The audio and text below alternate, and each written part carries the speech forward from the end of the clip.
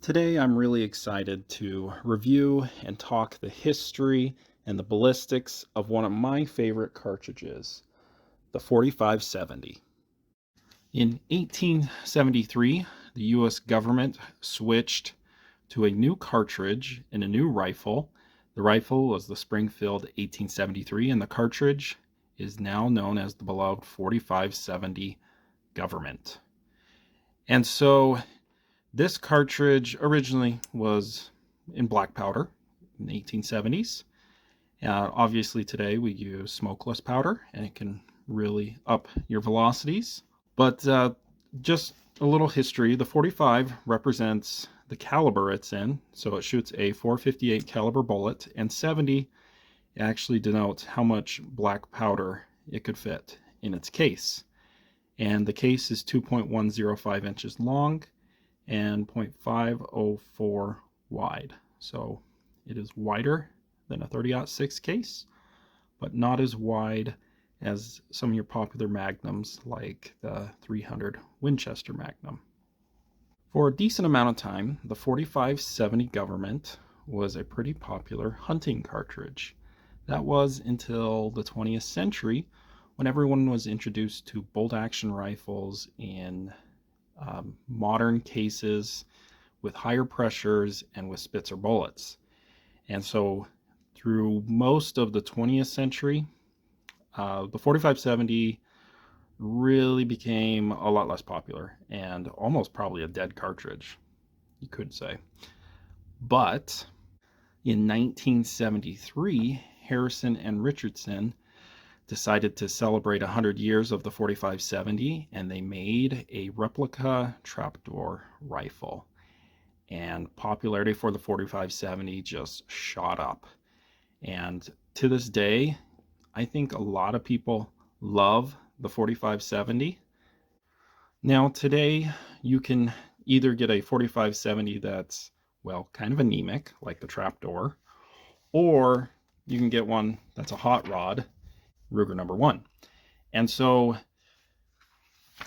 let's just look at the velocities for the trapdoor. So the Springfield 1873, whether it was a replica or an original rifle, let's just see what it can do.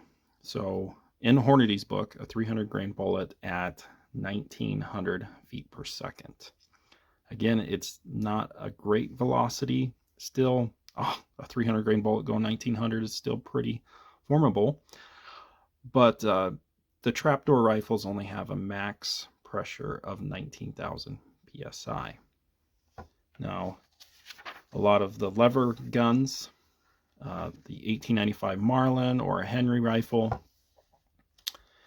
the max pressure is 28,000 psi, and so you can get, let's see, that 300 grain bullet 300 feet per second faster, and so makes it a bit more powerful. And then Ruger made a rifle for the 4570 that really turns this thing into a hot rod. And so you can shoot, and Hornady's loads are, well, they're not as fast as that I've seen. I personally have shot a 400 grain bullet at 2200 feet per second, and Barnes data shows you can get the 300 grain up to 2500 feet per second. I just wanted to show you the Barnes data.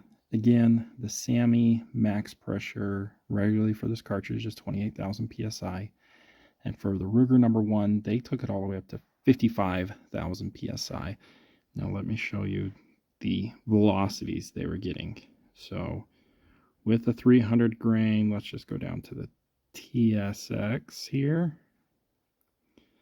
Saw velocities up in the 2500 feet per second. That is moving really fast. And then with a 350 grain, it's getting 2100, and then a 400 grain, about the same velocity, 2100 feet per second. It's quick. Now let's look at the ballistics. When a 4570 is loaded up in a Ruger number 1, 300 grain TSX with a BC of 0.230. Again, you're getting roughly 2500 feet per second. Check out the energy. It's about the same as a 300 Weatherby mag out of the muzzle. And recoil, well, it's going to punish you, like you saw with my wife. 37 foot-pounds of recoil in an 8-pound gun. So let's just see how far you can take this out and what kind of energy and drop you get. So at 100 yards, your bullet, 2138. The energy is still pretty decent, 3,000 foot-pounds. And then once you get past 100 yards, this thing really starts to struggle. At 200, it's only going 1,800 feet per second, 2189 foot-pounds of energy. And at 200 yards, when you zero it at 100, it has 6 inches of drop. Then out to 300 yards, the bullet's going 1,500 feet per second, energy 1,500 foot-pounds, and 23 inches of drop. This thing is not very aerodynamic, obviously, and so it definitely has its limitations. Now, one thing I don't mention enough when I show these ballistic charts is how the bullet performs at certain velocities. And this is where the 4570 will struggle. Let's say you want to use a monolithic bullet like the Barnes TSX. Your range is basically 100 yards if you want the bullet to expand properly. Now, if you switch it to a cup and core bullet, your distance is probably around 200 yards that it will reliably expand. But after 200 yards, there really isn't a bullet that's going to expand very well for a 4570, not to mention all the drop you're going to have. Now, I just wanted to compare the good old 4570 to some of the more popular cartridges today and see why, if you're going to hunt at any distances longer than 100 yards, you probably don't want to shoot a 4570.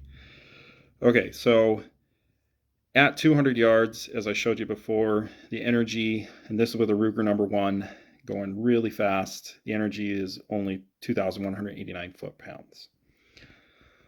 Now, probably the cartridge that really replaced the 4570 in popularity in the early 20th century, 30-06, at 200 yards, 2,500 foot-pounds. So 350 foot-pound advantage or so with the 30-06.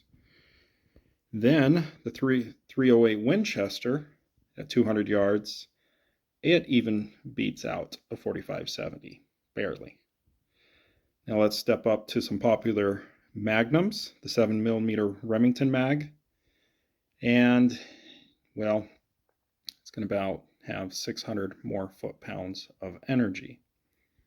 And lastly, the 300 Win mag at 200 yards, well, it has 900 more foot-pounds of energy.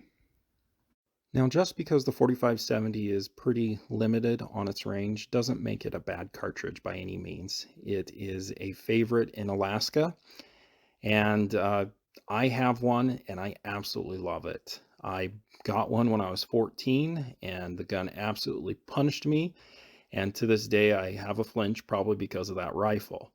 But they're just a ton of fun to shoot, and as long as you know its limits, it's a good one.